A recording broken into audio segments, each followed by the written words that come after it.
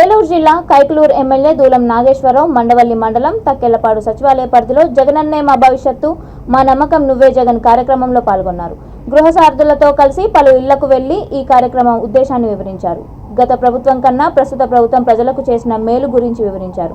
మంచి చేస్తున్న జగనన్నకు మద్దతు ఇవ్వాలని కోరారు. ఈ కార్యక్రమంలో ఎంపీపీ జేసీఎస్ మండల కన్వీనర్ పెద్దిరెడ్డి శ్రీరామ్ దుర్గా ప్రసాద్, సచివాలయ కన్వీనర్ చేబ్రోలు ప్రవీణ్ కుమార్, పార్టీ మండల అధ్యక్షుడు గుమ్మడి వెంకటేశ్వరరావు, సచివాలయ కన్వీనర్ బేతపూడి ఏషావ్ రాజ్ తదితరులు పాల్గొన్నారు.